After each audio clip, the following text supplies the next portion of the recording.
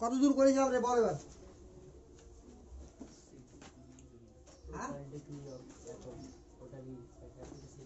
Degree of কি বলেছি, degree of freedom করেছিলাম। আচ্ছা তো ইন্টারনাল এনার্জি শুরু হবে তো লিখ total energy and internal energy of the system. Total energy and internal energy of the system point কর।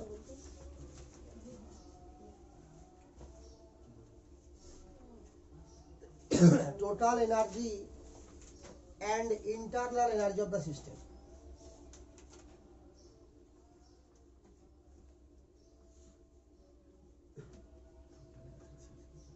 বুঝছে?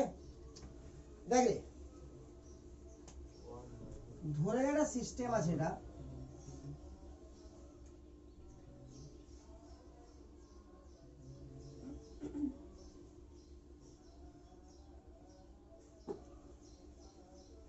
ঠিক আছে। তো সিস্টেমের মধ্যে কিছু না কিছু গ্যাসীয় পদার্থ আছে, তো ওই গ্যাসীয় পদার্থগুলোর মধ্যে একটা গতি থাকবে, থাকবে কিনা, তাহলে তাদের নির্দিষ্ট এনার্জি থাকবে, ওই এনার্জিটাকে বলা হয় ইন্টারনাল এনার্জি।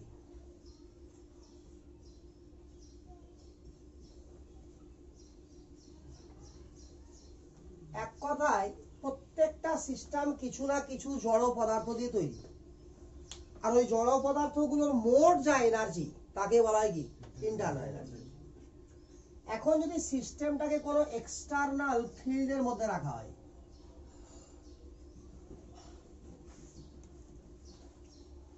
এক্সটার্নাল পোটেনশিয়াল বা এক্সটার্নাল ফিল্ড, হয়তো চুম্বক ক্ষেত্র বা তড়িৎ ক্ষেত্র, তো প্রেজেন্স অফ এক্সটার্নাল ফিল্ড,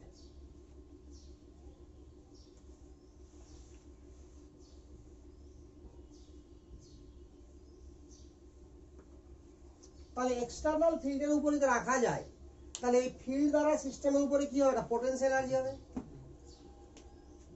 সিস্টেমকে যদি একটা ফোর্স অ্যাপ্লাই করা হয় এফ,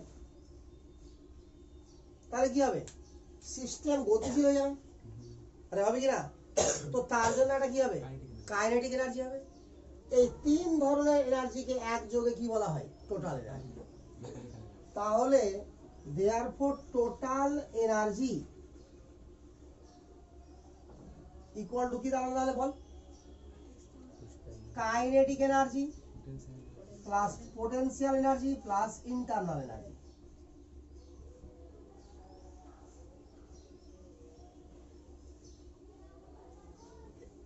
টোটাল এনার্জিকে লেখা হয় ই অক্ষর দ্বারা, ইন্টারনাল এনার্জিকে লেখা হয় ইউ অক্ষর দ্বারা,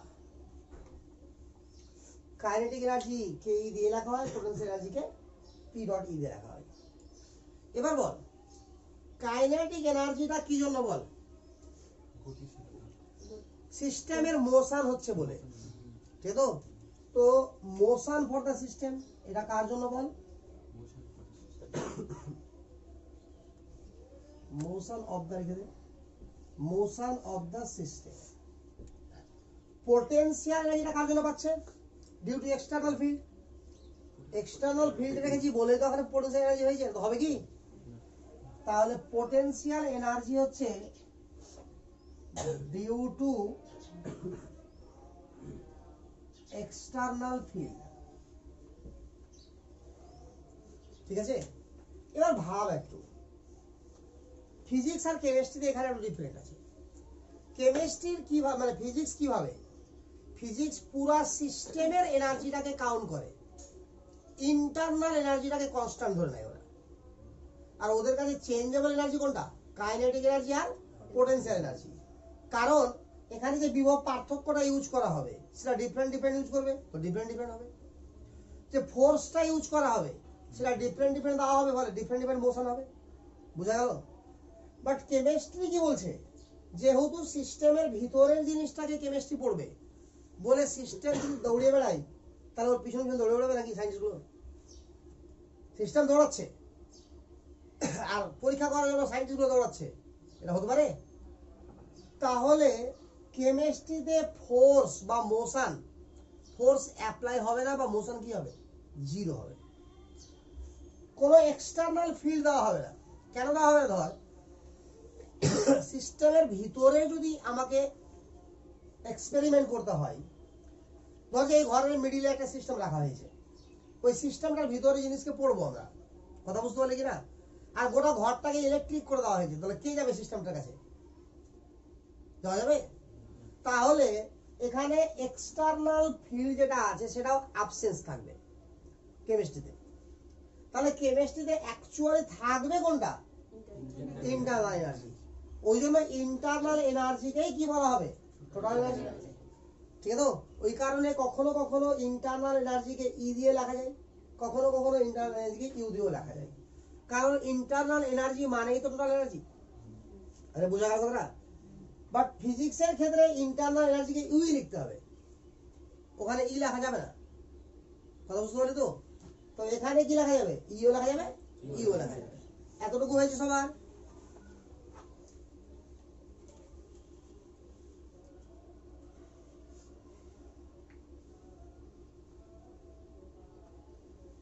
হয়েছে রে? তো লিখ,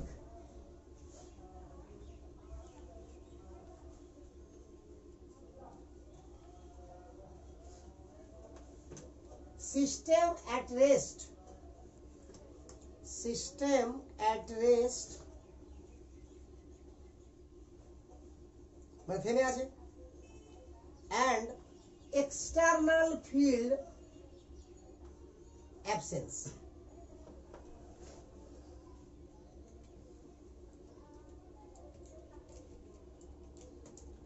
system at rest and external field কি? absence হয়েছে। then E equal to U, then E equal to U হয়েছে। ব্র্যাকেটে গেলে kinetic energy equal two potential energy equal two 0, kinetic energy equal two potential energy equal two 0, ঠিক আছে? তাহলে এবার internal এনার্জিটাই তাহলে সিস্টেমের টোটাল এনার্জি। তাহলে একটা সংজ্ঞা লিখ যে ইন্টারনাল এনার্জি কাকে বলে। দেখ, internal energy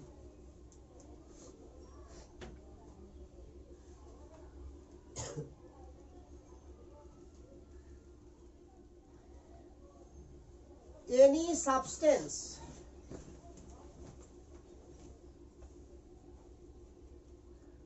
having some amount of matter, any substance having some amount of matter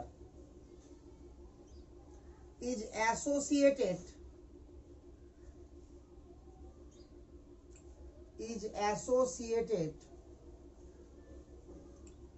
with definite amount of energy,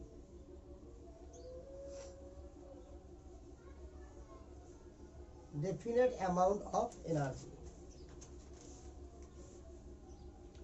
which is known as internal energy।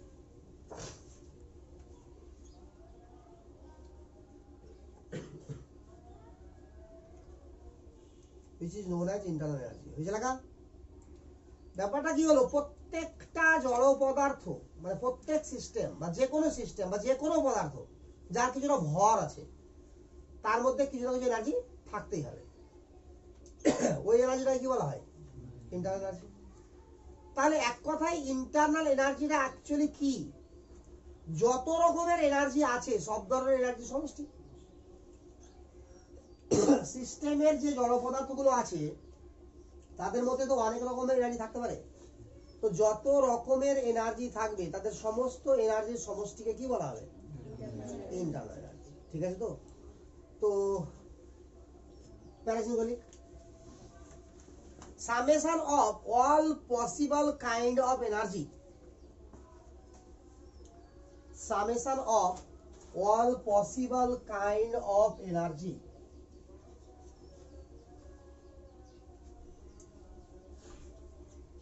summation of all possible kind of energy is known as internal energy। বুঝছেন? তাহলে দেখ এবার internal এনার্জির মধ্যে কি কি energy থাকতে পারে। দেখ কি বললাম, summation of all kind of energy, যত রকমের সম্ভাব্য এনার্জি থাকবে তাদের সবার সমষ্টিকে এক জায়গায় কি বলবো, ইন্টারনাল এনার্জি। তাহলে এখানে ইন্টারনাল এনার্জিকে ইউ দিয়ে লিখলাম, ঠিক আছে তো। তো এবার ইন্টারনাল এনার্জি অর্থাৎ সিস্টেমের মধ্যে কি কি এনার্জি থাকে, সবসময় সিস্টেমকে আমরা কি ধরতে বলেছি, আইডিয়াল গ্যাস। তাহলে সিস্টেমকে যদি আইডিয়াল গ্যাস ধরি, তো গ্যাসের অণুগুলোর প্রতিনিয়ত গতি আছে কিনা, আছে। তাহলে একটা কাইনেটিক এনার্জি থাকবে কি থাকবে না, থাকবে।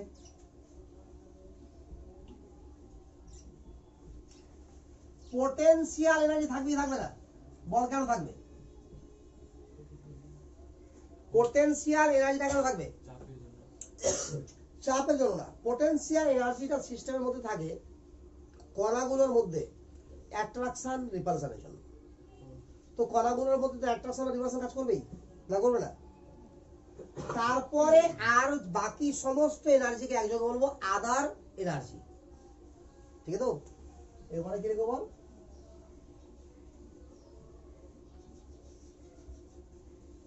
আদার energy term, others energy term. এই আদার্স এনার্জির মধ্যে কি কি পড়লো তুই লিখে রাখ।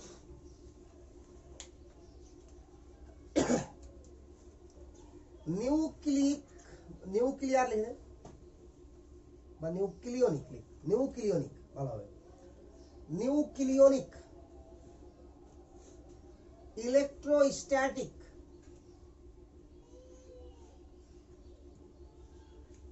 Bonding, lattice, vibration, dot dot dot etcetera. Vibration লাগাবে, ডট ডট ডট এটসেট্রা দিবে, হয়েছে। তাহলে দেখ এবার এই আদার্স এনার্জি টার্মের মধ্যে বহু সংখ্যক এনার্জি এখানে আছে, যাদের কিছু এনার্জি পরিমাপ করা যায় আর কিছু এনার্জি পরিমাপ করা যায় না। তাহলে যাদেরকে পরিমাপ করা যাবে না তাদেরকে কাউন্ট করতে পারবো কি, পারবো না। তাহলে ইন্টারনাল এনার্জির অ্যাকচুয়াল ভ্যালু বের করা যাবে কি, অ্যাবসুলেট ভ্যালু বা পরম ভ্যালু বের করা যাবে না।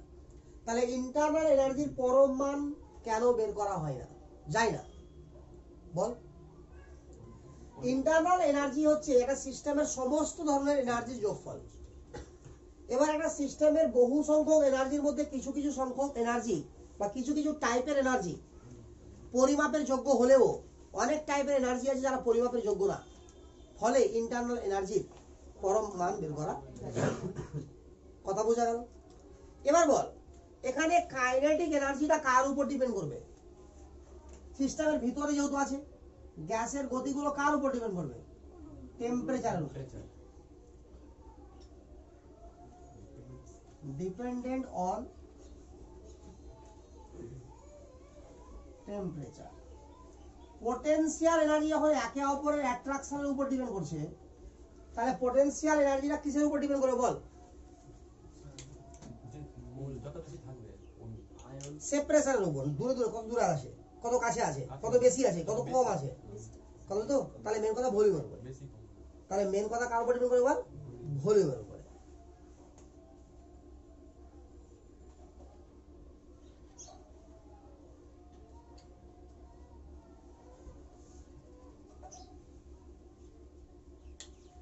হয়ে গেছে। তাহলে আদার্স এনার্জি টার্ম কার উপর ডিপেন্ড করবে, জানি না, জানি কি না, সমাজ যদি চিনি না তো কার উপর ডিপেন্ড করবে, বুঝা গেল একটা।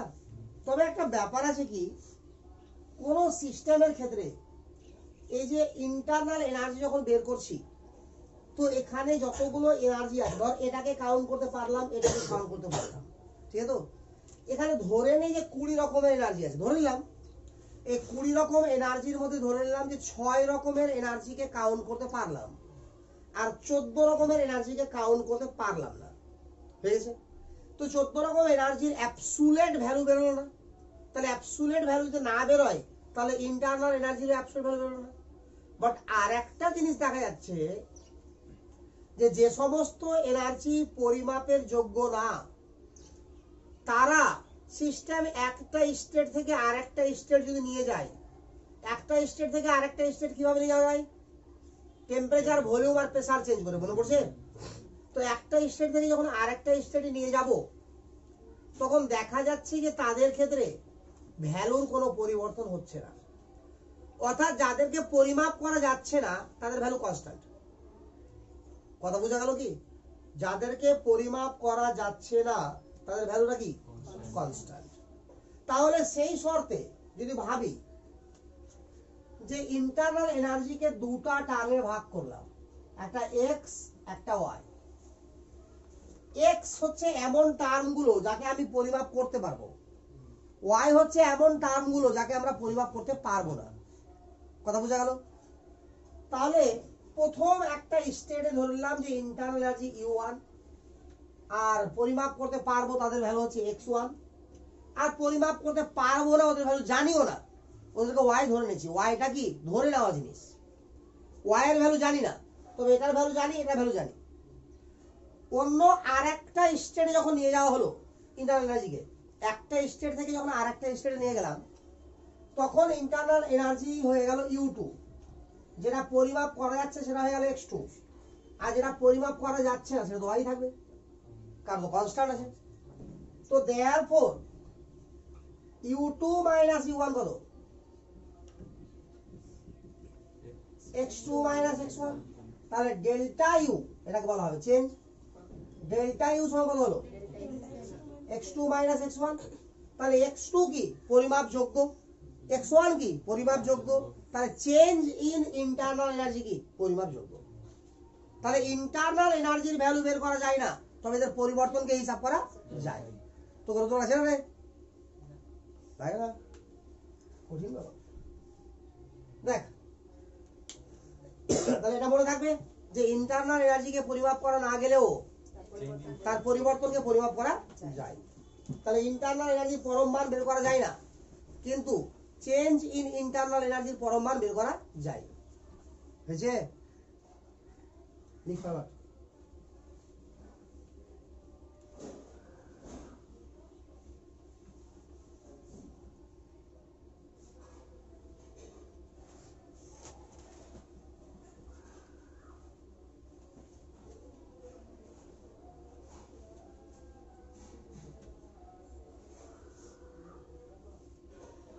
বুঝলে?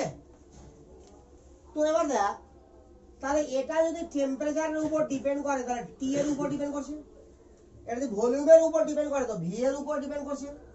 তাহলে therefore internal energy is the function of T and V. বলা যাবে যাবে না? সে এদিক থেকে আরো কিছু ফাংশন আসতে পারে, বাট এগুলো তো গ্যারান্টি আছে টি আর ভি তো ফাংশন হবেই হবে, না হবে না? এবার ভাব যে আমরা কি জানি পিভি ইকুয়াল টু এনআরটি। আরে আদর্শ গ্যাসের ক্ষেত্রে কি জানি রে? তাহলে টি আর ভি যদি চেঞ্জ হয়, টি আর ভি যদি চেঞ্জ হয় তাহলে অটোমেটিক্যালি পি চেঞ্জ হবে। আর সিস্টেম যদি ক্লোজ হয়, কিছু না বললে ক্লোজ ধরে নিই আমরা, তাহলে এন তো কনস্ট্যান্ট থাকবে। তাহলে এটা যদি হয় তাহলে এটাকে অটোমেটিক্যালি কি লেখা যাবে? P V and T function. তাহলে এই তিনটার ফাংশন না বলে দুটো বললেও তিনটাই বুঝায় না, বুঝতে পারলি না? কারণ এই দুটো চেঞ্জ হবে, তাহলে অটোমেটিক্যালি কি চেঞ্জ হবে? পি চেঞ্জ হবে। তাহলে যে কোনো দুটো যদি চেঞ্জ হয় তাহলে তৃতীয়টা চেঞ্জ হবেই হবে। তাহলে এই ফাংশনটা যেহেতু ইন্টারনাল এনার্জিটা তিনটার উপরে ডিপেন্ড করছে, তার মানে তাহলে এটাকে এইভাবে প্রকাশ না করে যে কোনো দুটা দুটা দুটা করে দিয়ে প্রকাশ করতে পারি কিনা? এটা তোর ভাবা।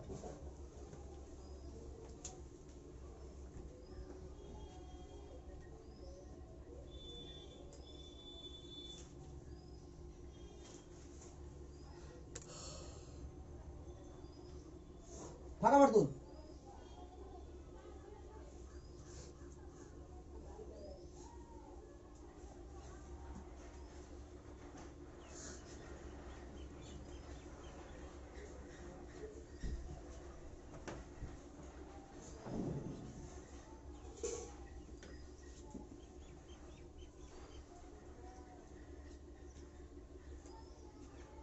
তাহলে internal energy equal to function of V T and P. তাহলে এটাকে তিন ভাবে লেখা যাবে কিনা বল? internal energy equal to function of V and T. Internal energy equal to function of V and P. Internal energy is the function of PT. তাহলে যে কোনো একটা দিয়ে প্রকাশ করলে হবে। ক্লিয়ার? এবার এখান থেকে আমরা change in internal energy value বের করছি, ডেরিভেটিভ। বল ফাংশনের ডেরিভেটিভ কি করে করতে হয়? ডিউ সমান কি লিখব বল?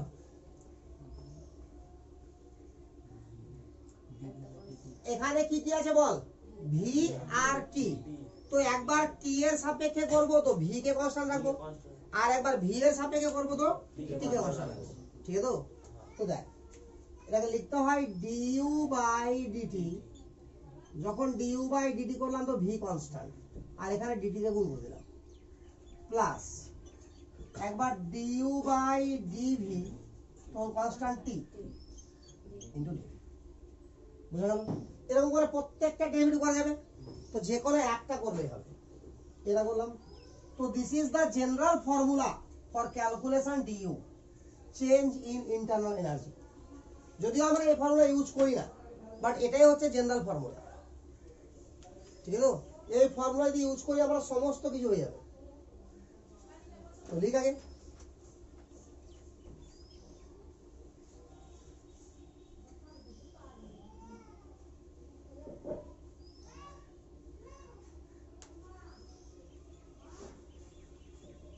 হয়েছে?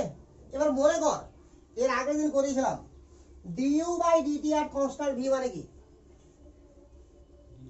স্থির আয়তনে অন্তর শক্তির পরিবর্তন, আর স্থির চাপে এটা সিভি। তাহলে এন মোলের জন্য কি হবে? এনসিভি। তাহলে এটাকে দেখা যাবে এনসিভি ডিটি। দেখা যাবে রে? তাহলে এটা হয়ে গেল এনসিভি ডিটি। এটার কোনো ভ্যালু ছিল না। এবার হিসাব করে দেখতে গেলে ভ্যালু জিরো বেরোবে সব সময়। এটাকে অ্যাকচুয়ালি প্রকাশ করা হয় পার্সিয়াল প্রেসার হিসাবে, বাট এতটা তো ডিপলি তোর সিলেবাসে নাই। এটা অ্যাকচুয়ালি পার্সিয়াল প্রেসার, জাস্ট লিখে রাখ। আর এর ভ্যালু হবে কি আপাতত জিরো। তাহলে ডিউ এর ভ্যালু কি দাঁড়ালো? এনসিভি।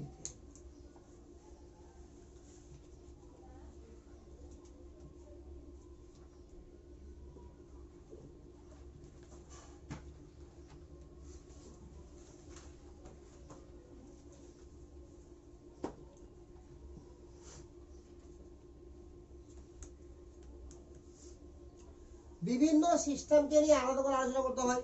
Close rigid system D V zero, অতএব এটা জিরো, এভাবে করে করে করতে হয়। বাট সোজা করা হওয়ার পর শেষ পর্যন্ত কি আসবে? এটাই বারবার আসবে। তো লিখলে it is applicable for all process. It is applicable for all process and all substance. It is applicable for all process and all substance.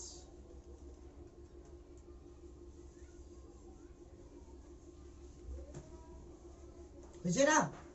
Clear?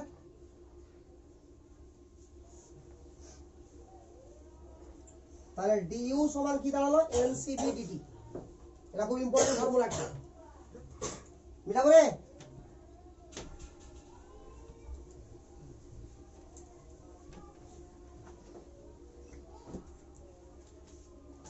ধরে নে এটা একটা সিস্টেম। তো এতক্ষণে বুঝে গেছি যে প্রত্যেকটা সিস্টেমের কিছু না কিছু ইন্টারনাল এনার্জি থাকে। থাকবে রে? যে কোনো সিস্টেমের কিছু না কিছু তো ইন্টারনাল এনার্জি থাকতেই হবে। তো এটা সিস্টেমের ইন্টারনাল এনার্জি ধরলাম ইউ1। আর পিস্টন পিস্টন দিয়েও ধরতে পারিস, জাস্ট আমি সিম্পল আকারে লিখেছি। এখানে কিউ পরিমাণ হিট সাপ্লাই করলাম। তাহলে বল এবার সিস্টেম এনার্জি কত হলো? ইউ1 প্লাস কিউ। এবার এটা দেওয়ার ফলে সিস্টেম যদি নিজে কিছু কিছু কাজ করে তো তার ফলে কিছু এনার্জি উৎপন্ন হয়, তো সেটাও যোগ হবে এখানে না? বুঝতে পারলে কথাটা? সিস্টেমের মধ্যে ইউ1 আমার আগে থেকে এনার্জি ছিল, কিউ পরিমাণ হিট সাপ্লাই করলাম, যার ফলে সিস্টেম কিছু ওয়ার্ক ডান করলো, পিভি ওয়ার্ক ডান। কথা বুঝতে পারলে কি পারলে না? বা ডাব্লিউ পরিমাণ ওয়ার্ক ডান করলো। তাহলে এখন সিস্টেম এনার্জি কত হলো? হ্যাঁ, ইউ1 প্লাস কিউ প্লাস ডাব্লিউ। তাহলে এটা দেওয়ার ফলে সিস্টেম ডাব্লিউ পরিমাণ ওয়ার্ক ডান করলো। এর ফলে সিস্টেম যে নতুন অবস্থানে পৌঁছালো তার ইন্টারনাল এনার্জি হলো U2। তাহলে কি U2 ইকুয়াল টু লেখা যাবে না U1 plus Q plus W. আরে বোঝা গেল না? তাহলে U2 মাইনাস U1 সমান কি, তাহলে U2 মাইনাস U1 মানে কি ডেল্টা U সমান কিউ প্লাস ডাব্লিউ। এটাকে যদি ক্ষুদ্র চেঞ্জ হয় তো এটাকে লেখা যায় du সমান dq plus d। This is the first law of thermodynamics. বুঝা গেল কথাটা? তাহলে এটাই হয়ে গেল কি প্লট। যদি আমরা আগেই ব্যবহার করেছি বলেছিলাম যে পরে করে দেবো, কারণ ইন্টারনাল এনার্জি শিখলাম তবে তো হলো না। ঠিক আছে ব্যাপার।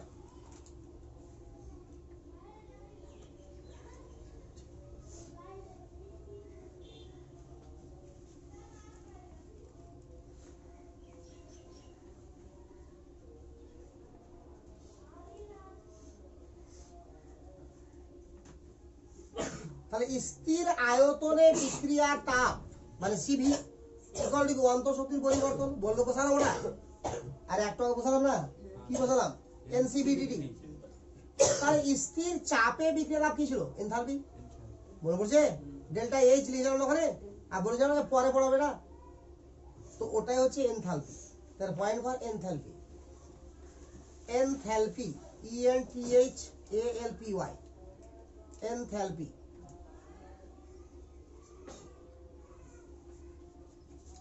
এনথালপি লেখার পর ব্র্যাকেটে লেখ capital H, capital H. Bangla থেকে বলা হয় পূর্ণ তাপ। এনথালপি বলা কি? যে কোনো সিস্টেমের পূর্ণ তাপকে বলা হয় ওই সিস্টেমের এনথালপি। তো লিখ it is the heat, it is the heat that is supplying, it is the heat that is supplying at the constant pressure,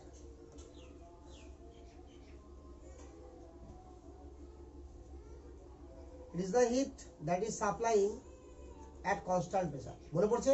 এটা অলরেডি প্রুফ করে রেখেছি আমরা যে স্থির চাপে বিক্রিয়া তাপ বিক্রিয়ার এনথালপির পরিবর্তনের সঙ্গে সমান, আর স্থির আয়তনে বিক্রিয়া তাপ বিক্রিয়ার অন্তঃশক্তির পরিবর্তনের সঙ্গে সমান। ধরে নিই না?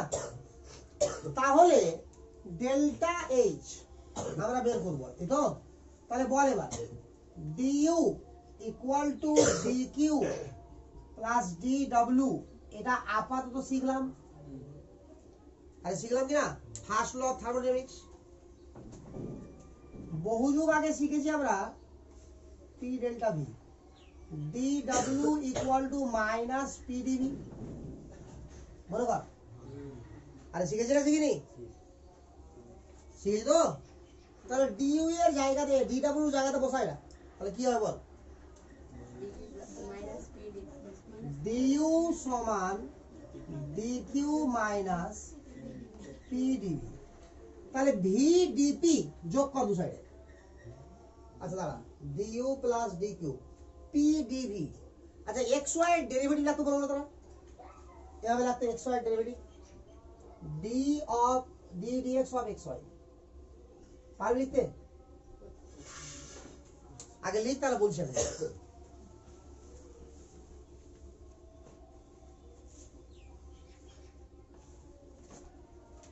লিখলি রে?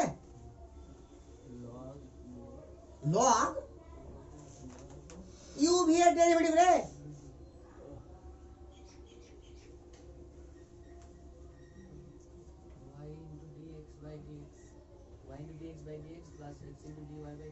আরে x বসলো dy by dx plus y বসলো d, আর আগে হবে x এর তো 1, আর x এর সাপেক্ষে করছি না? x এর সাপেক্ষে করছি কিনা? সেটা y ধরে নিলাম। তাহলে x এর সাপেক্ষে যখন করছি তাহলে x বসলো y এর derivative dy by dx plus y বসলো x এর ডেরিভেটিভ কত 1। এবার তুই dx টা কমন নিলে x dy plus y dx। আরে বুঝা গেল না? x dy plus y dx বুঝা গেল? এবার ভাবটা একটু যে dx টা থেকে গেল, তাহলে d অফ এক্স ওয়াই কি এটা না, বুঝতে পারলে রে? তাহলে d অফ এক্স ওয়াই মানে কি রে? x dy plus y dx। বুঝতে পারলি না? না বুঝতে পারলি না? না গন্ডগোল হয়ে গেল। তাহলে এবার দেখ এই p dv টা পারলি I du plus p dv, এবার v dp যোগ কর দু সাইডে, dq প্লাস v dp যোগ করলাম, এই যেটা যোগ করলাম, বুঝা গেছে? এবার এইটুকু টার্ম দেখ, এইটুকু টার্ম দেখ তো কি আছে, p dv p dv v dp, তাহলে এটাকে কি লেখা যাবে d অফ pv? বুঝা গেল? এবার লেখা যাবে না? শিওর তো? আচ্ছা, সমান dq প্লাস v dp, দুটো d কমন, তাহলে u প্লাস p সমান dq প্লাস v dp। এই টার্মটারই নাম দেওয়া হলো এনথালপি। বুঝা গেল? তাহলে এনথালপি আসলে কি? u plus pv, internal energy plus pv অর্গান আর কল্ড এনথালপি। লিখবা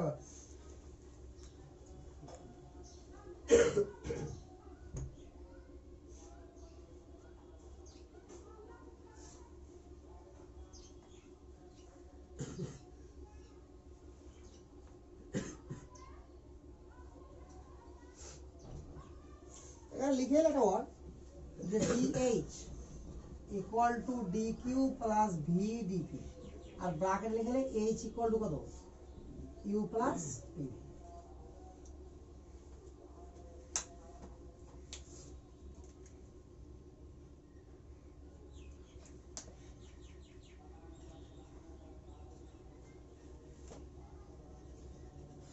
তাহলে ডেল্টা যে ফর্মুলা পেলি রে, ডেল্টা সমান কত? dq plus p dv। এবার মনে কর আমি এই ফর্মুলাটা লাগিয়েছিলাম ওখানে প্রুফ করার সময়, আর বলেছিলাম যে পরে প্রুফ করবে না, লাগিয়েছিলাম এই ফর্মুলাটা।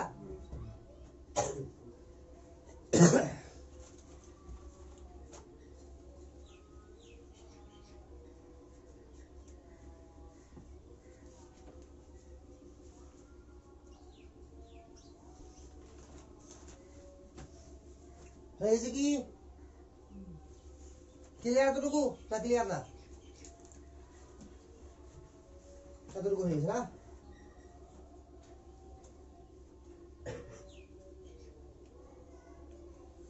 আচ্ছা, এখান থেকে যদি আমরা ওই ফর্মুলা ইউজ করি যেটা আমরা প্রুফ করেছিলাম, যে বিক্রিয়া তাপ, স্থির চাপে বিক্রিয়া তাপ Cp equal to dH by dt at constant p, মনে পড়ছে? কিচ্ছু মনে পড়ে না। আর Cv সমান du by dt at constant v। তাহলে ওখানে এটাকে প্রুফ করার সময় আমরা এই ফর্মুলা ইউজ করেছিলাম। এবার এই ফর্মুলা থেকে ওটা কি করে প্রুফ করা যায়? at constant প্রেসার, প্রেসার যদি কনস্ট্যান্ট হয় সেটা বলছে এখানে, তো আমার dp0, তো dp0 হলে কি হবে? dH সমান dq, অর্থাৎ গৃহীত বা বর্জিত তাপটা কি এনথালপি পরিবর্তন সমান হয়ে গেল। না বুঝা গেল রে? এখানে লিখে রাখলাম। আর এখান থেকে পাচ্ছি কিন্তু আমি, এদিকে কেন্দ্রটা আসবে না, সেই এখান থেকে পাচ্ছি। হ্যাঁ, যে at constant pressure dp equal to 0, therefore dH equal to dq at constant pressure। তাহলে স্থির চাপে বিক্রিয়া তাপ বিক্রিয়ার এনথালপির পরিবর্তনের সঙ্গে সমান হলো। আবার প্রুফ হয়েছে কি হয়নি? তাহলে যেভাবে প্রুফ করতে পারি, প্রুফ করতে পারলেই হলো। আর দুটো কোশ্চেন ভালোই আছে পরীক্ষাতে, যে দেখাও যে স্থির চাপে বিক্রিয়া তাপ বিক্রিয়ার এনথালপির পরিবর্তনের সঙ্গে সমান, অথবা বলছে দেখাও যে স্থির আয়তনে বিক্রিয়া তাপ বিক্রিয়া অন্তঃশক্তির পরিবর্তনের সঙ্গে সমান। প্রায় আছে এক্সামে। হয়েছে? ক্লিয়ার এতটুকু? এবার চলে এখানে ইন্টারনাল এনার্জিটা কার কার ফাংশন ছিল? প্রথমে সবারই ছিল, বাট ফার্স্টে কার ছিল? প্রেসার, টেম্পারেচার আর ভলিউম। তো টেম্পারেচার ভলিউম তো বাকিটা হয়ে যাবে। তো ধর টেম্পারেচার ভলিউম এখানে আছে, প্রেসার এখানে আছে, তো এটা কার ফাংশন? সবার। তাহলে এখানে লেখা যেতেই পারে h is the function of P V T, NO বলতে পারবো, এন লিখবো না কারণ সবসময় কোন সিস্টেম ভাবি আমরা, তো এন কি হয় কনস্ট্যান্ট, ঠিক আছে না?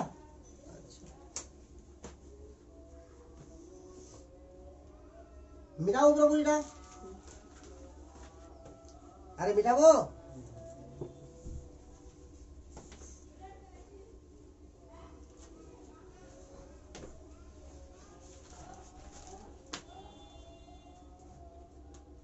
তাহলে enthalpy is the function of P T V, ball clear না ক্লিয়ার না? তাহলে তিনটা ফাংশনকে আমি যে কোনো সময় দুটো দিয়ে প্রকাশ করতে পারি কি পারি না? আরে একই তো জিনিস বুঝাই।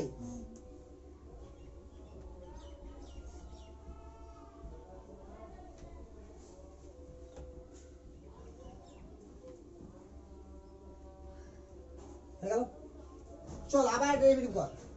তাহলে ডিএইচ সমান কি পাবি, বা ডেল্টা এর সমান ডিএইচ বাই ডিপি, তখন কনস্ট্যান্ট কি লিখবি, ডিটি লে না, ডিপি কেন লিখবি আগে, ডিটি কনস্ট্যান্ট পি, আর এখানে কি লিখবি D D plus D H by D P constant T into D P. আরে হয়েছে, বল এটুকু স্থির আয়তনে, সরি স্থির চাপে বিক্রিয়া তাপ কিনা, তাহলে কি লেখা যাবে সিপি, এন মোলের জন্য এনসিপি, তাহলে এনসিপি ডিটি, এটা ভ্যালু আবার 0 বেরোবে, ওয়াল ওএইচ, তাহলে ডেল্টা এইচ সমান এনসিপি ডিটি, ডেল্টা ইউ সমান কি বেরোলো এনসিভি ডিটি, এটা মানে এনসিপি ডিটি।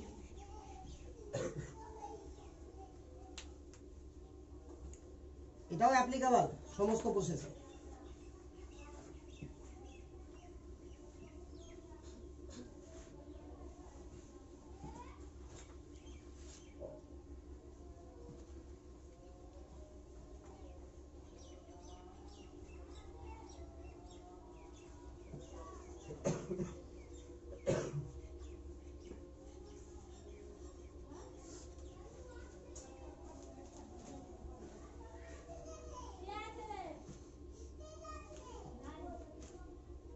লিখে রাখবো কর,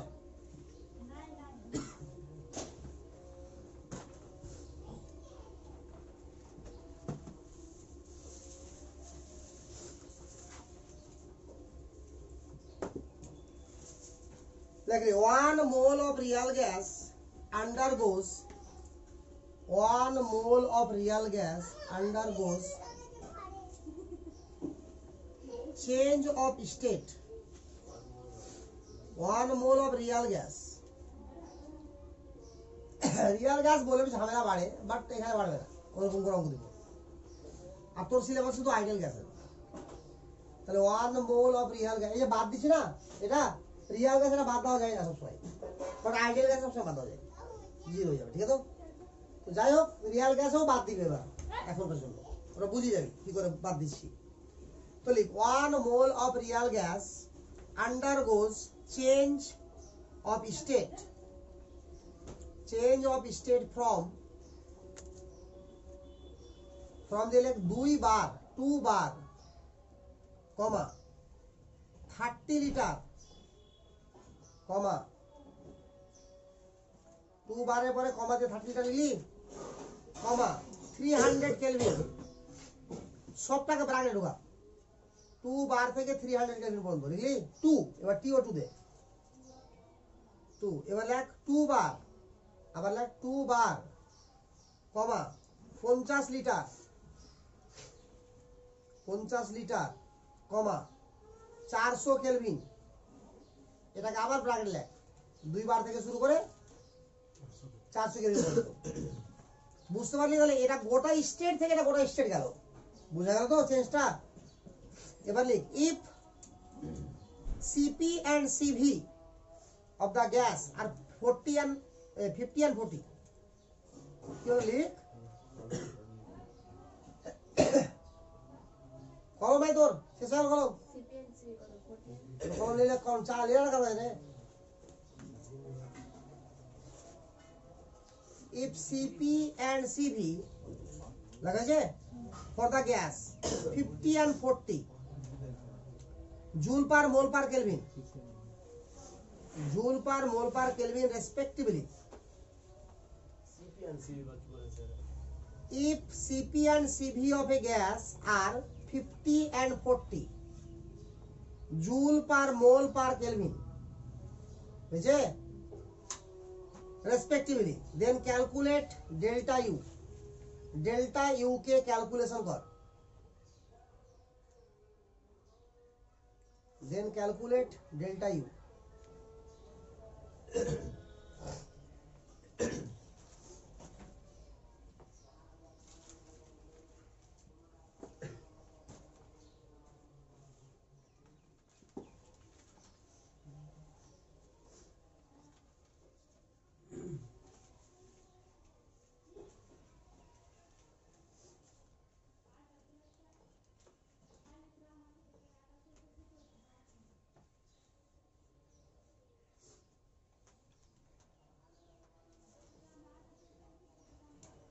রিয়াল গ্যাস যেহেতু বলেছে তাহলে জিরো লাগানোর আগে দিয়ে করবি অঙ্ক, তারপরে ভাববি।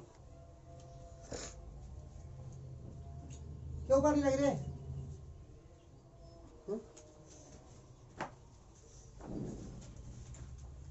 দেখ রে,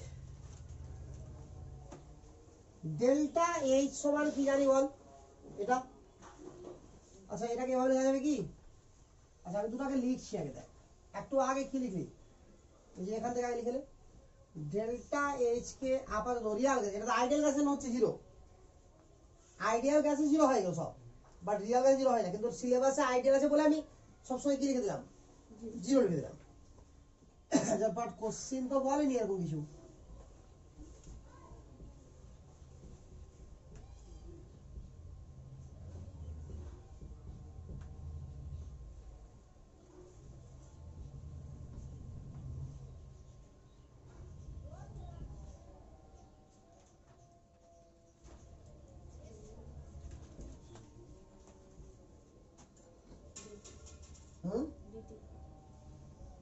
পালা ডিটি ছিল না,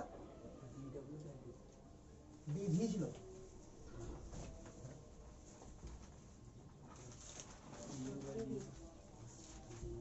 এরকম ছিল শোনা। তো দেখ এই দুটো আমি প্রুফ করেছি যে কোনো গ্যাসের জন্য, আগে দেখ এটা। এবার কোয়েশ্চেন দেখ, Into DP na sir, DB. ও ডিবি হবে, ঠিক ঠিক। তাহলে এই দুটো প্রুফ করেছি। যদি রিয়াল গ্যাসের কাহিনী বলতে এখান থেকে শুরু করতে হবে, আর আইডিয়াল গ্যাসের কাহিনী বললে এটা বাদ, এখান থেকে শুরু করলে হবে, বুঝা গেল না?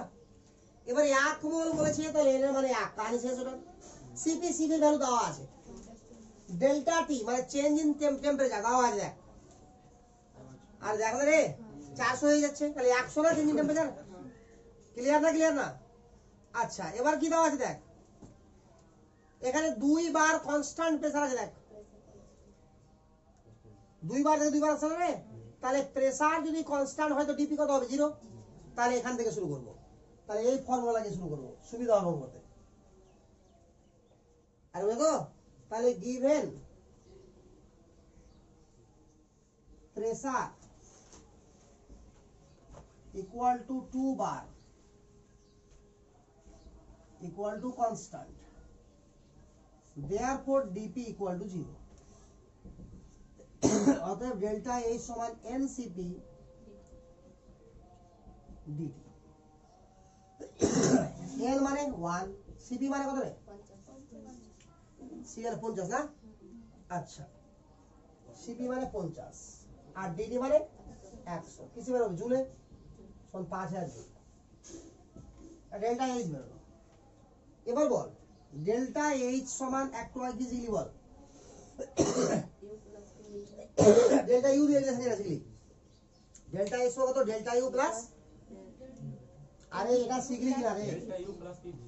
হ্যাঁ তো ডেল্টা লাগিয়ে দিলে দু সাইডে, তো ডেল্টা ইউ প্লাস ডিপিভি একবার লিখে দিলাম।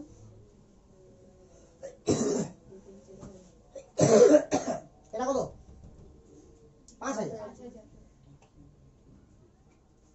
জুলে আছে কিন্তু, ডেল্টা ইউ তো পেপার তো বলেছে নাকি অঙ্কতে, দেখো ভালো না? हाँ বলেছে। আচ্ছা এটা কি প্রেসার কনস্ট্যান্ট, তো ডেভিডি কি হয় পিডিভি, এর ভ্যালু কি হবে বল, হ্যাঁ তাহলে এটা ডিপিভি মানে হচ্ছে পিডিভি। তাহলে প্রেসারটা কত 2 বার, বুঝতে পারলি কি পারলি না রে? আর আয়তনের চেঞ্জ কত 20 লিটার। তাহলে এটা কিসে বেরোলো বল, বার লিটারে বেরোলো। তাহলে বার লিটারকে জুল করতে গেলে কি করতে হয়, 100 দিয়ে গুণ করতে হয়, মনে পড়ছে? সবকিছু একবারে করে দিলাম, তাহলে বুঝানো গেল না? তাহলে বার লিটারকে জুল করতে গেলে 100 দিয়ে গুণ করতে হয়। তাহলে সব এটাও জুল হয়ে গেল, এটাও জুল হয়ে গেল। বলো রে 40 4000 নাকি? তাহলে ডি ইউ ইকুয়াল টু 1000।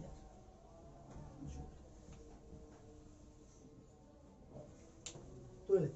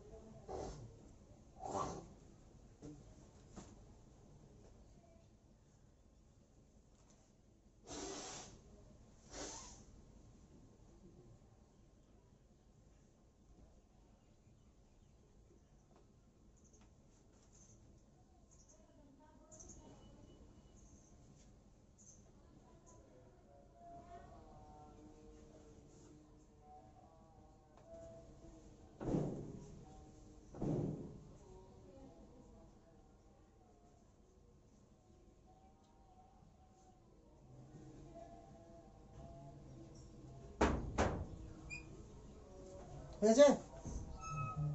তুই হল রে?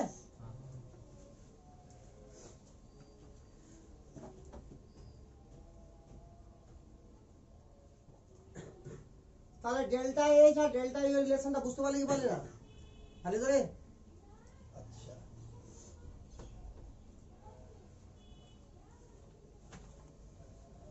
তাহলে আমি ফার্স্ট পার্টে কি কি শিখাবো বলেছিলাম মনে কর?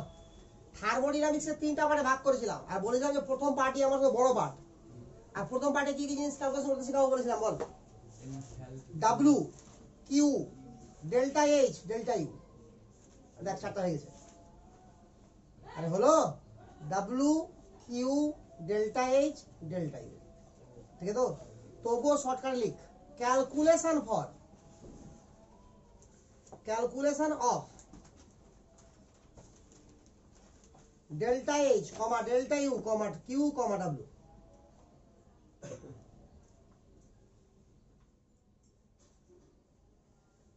ঠিক আছে? এবার আমি একদিক থেকে শর্টকাটে সাজিয়ে নিচ্ছি সবটাকে একসঙ্গে, খুচরা খুচরা তো শিখলাম একদিন। দেখ এবার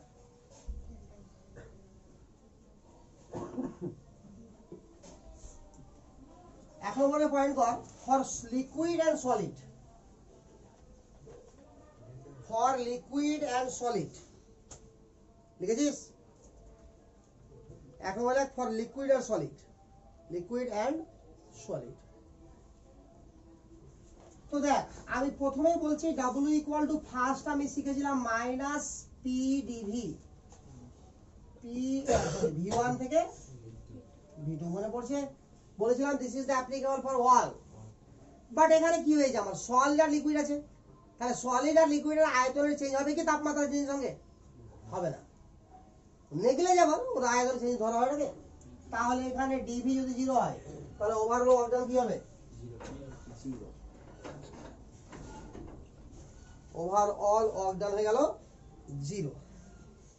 হয়েছে? Delta H equal to delta U সমান এনসিডিটি। কেন দেখ, সলিড বা লিকুইডের ক্ষেত্রে সিপি বা সিভি ইকুয়াল হয় আর যাকে ধরা হয় সি, বুঝলো তো? C P equal to C V equal to C for solid or liquid.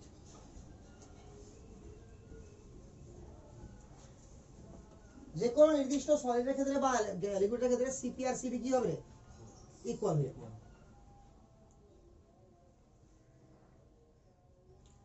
তাহলে এখানে এই ফর্মুলা ধরে কি হিসাব করব বল? Delta H delta you, R W তো সরাসরি 0 হয়ে গেল, আর কিউ অ্যাজ পার কোয়েশ্চেন অনুযায়ী ভাববো। কিউ as per question অনুযায়ী এটা ভাববো, ঠিক আছে? তো কিরকম ভাবে কোশ্চেন অনুযায়ী ভাববো, যদি আমার আইসোলেটেড হয় সিস্টেম বা কন্টেইনার তাহলে কিউ জিরো, আর যদি কনস্ট্যান্ট প্রেসার ভাবে তাহলে ডেল্টা এসটাই কিউ। হ্যাঁ নাকি লিখে আইসোলেটেড কন্টেইনার বা আইসোলেটেড সিস্টেম লিখে তাহলে কি হবে, Q equal to zero direct, আর কনস্ট্যান্ট প্রেসার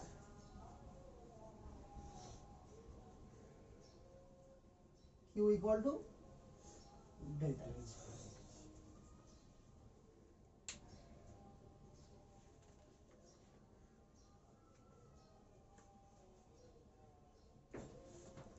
ঠিক আছে, এখন বলা কাজ আছে এর উপর একটা অঙ্ক লিখ, এটুকুর উপরে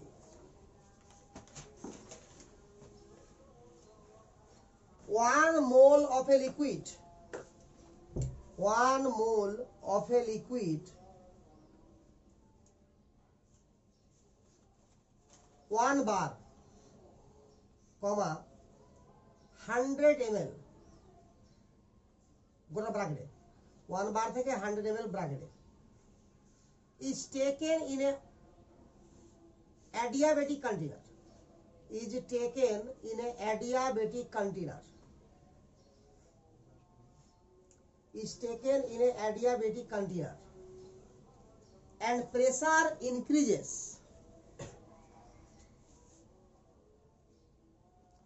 and pressure increases steeply, steeply, STEEPLY, to 100 bar. Then at constant pressure of 100 bar, then at constant pressure of 100 bar, volume decreases by 1 ml. Calculate. Huh? At constant pressure of 100 bar, volume decreases by 1 ml. Volume decreases by 1 ml. Calculate Q, W, delta U, delta H.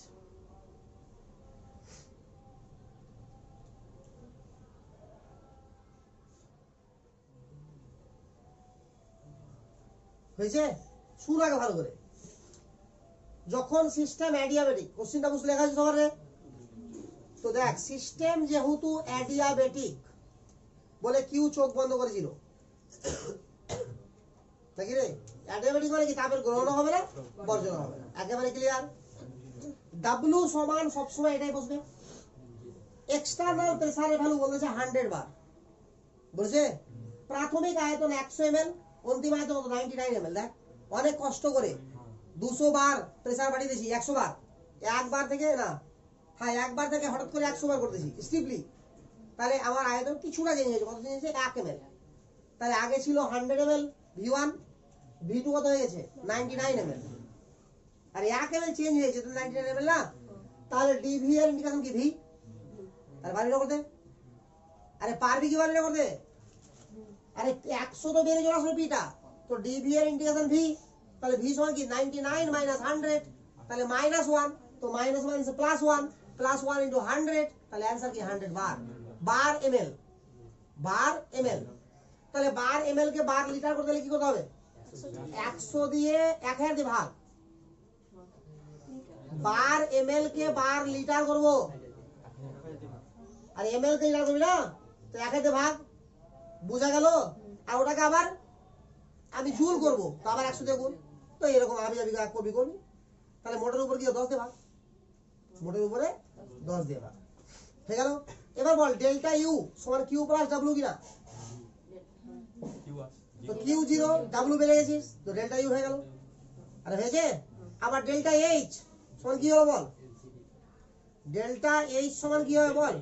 Delta U plus P del V বা PV, clear না? তো এখানে পিও change হচ্ছে, ভিও change হচ্ছে, তাহলে PV delta PV কে কি লিখবো?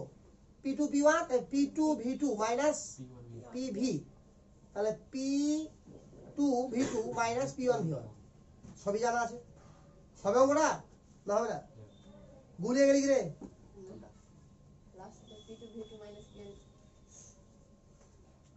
লাস্টে এটা বললাম যে ডেল্টা এভাবে লেখ, ডেল্টা এইচ সমান delta U plus delta PV. তো যেহেতু দেখ চেঞ্জ আমার পিও হচ্ছে ভিও হচ্ছে, তাহলে ডেল্টা ইউ এর ভ্যালু তো বের করে ফেলা হয়েছে, তো ডেল্টা ভি কে লেখা যাবে কি না? P2 V2 minus P1 V1 মানে বসে দেয়। বোঝা গেল কি? তাহলে এই হচ্ছে পুরা কাহিনী।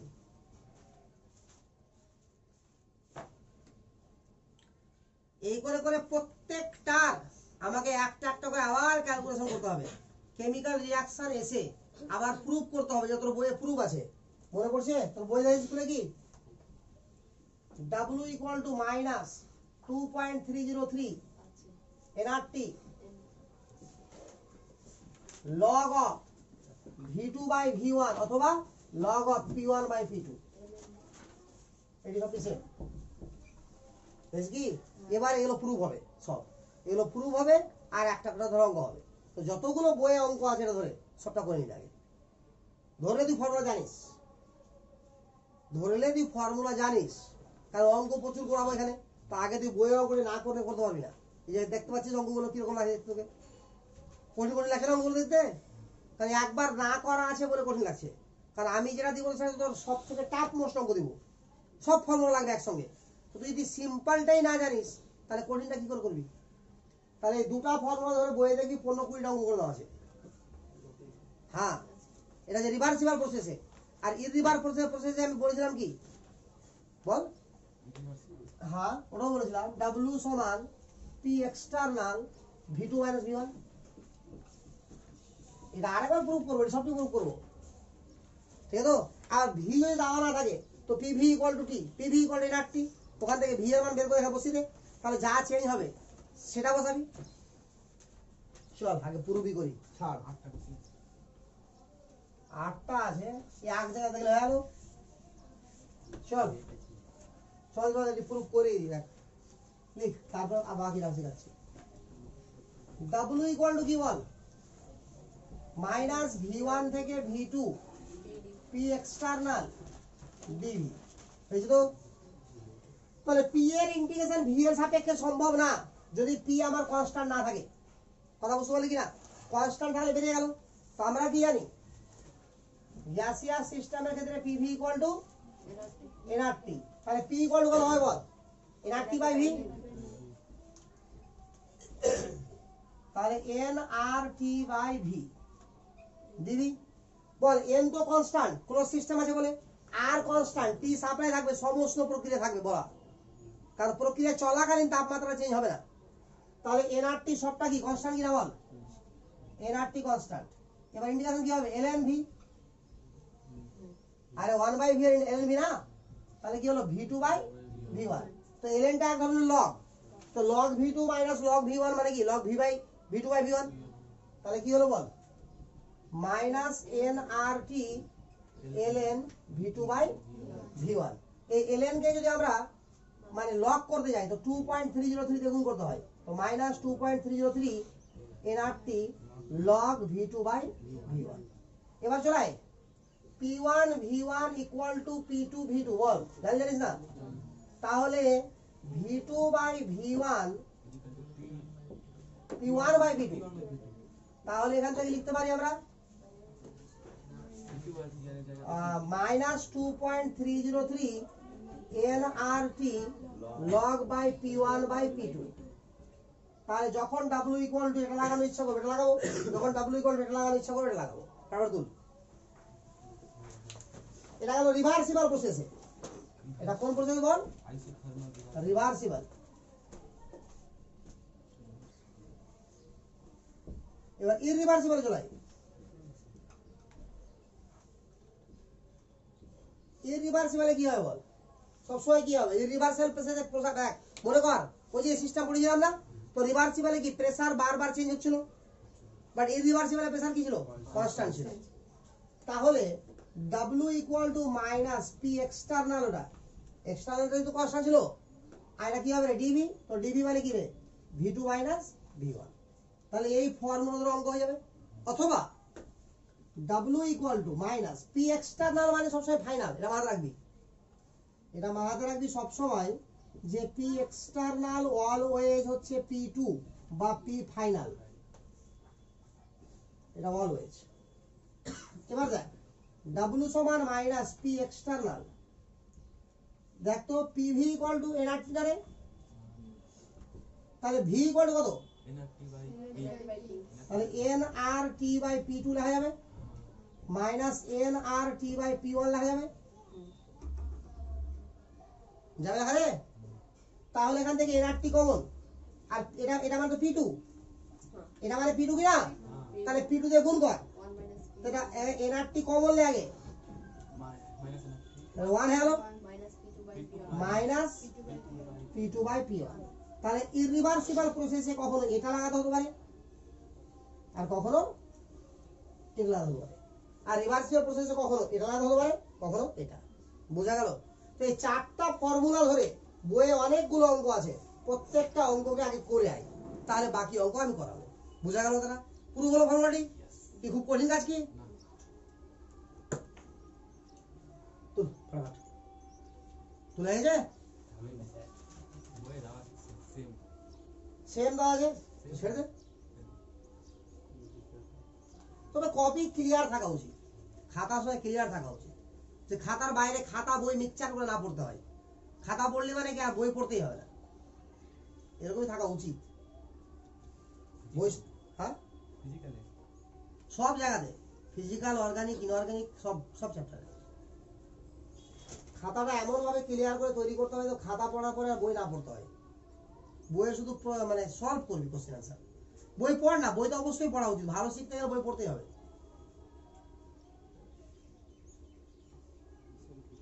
বই পড়ে বের করবি আমি কোনটা পড়াইনি,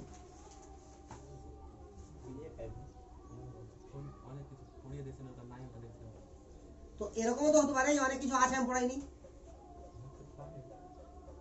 ঠিক আছে, তো ছুটতে তো পারে পড়াতে গিয়ে, তোরা বলবি বই পড়তে গিয়ে তোরা পড়িয়ে দেবো। আর তোকে তো আগেই বললাম যে থার্মোডাইনামিক্স আমি শুধু কেমিস্ট্রি পড়াচ্ছি না, ফিজিক্স সহ পড়াচ্ছি,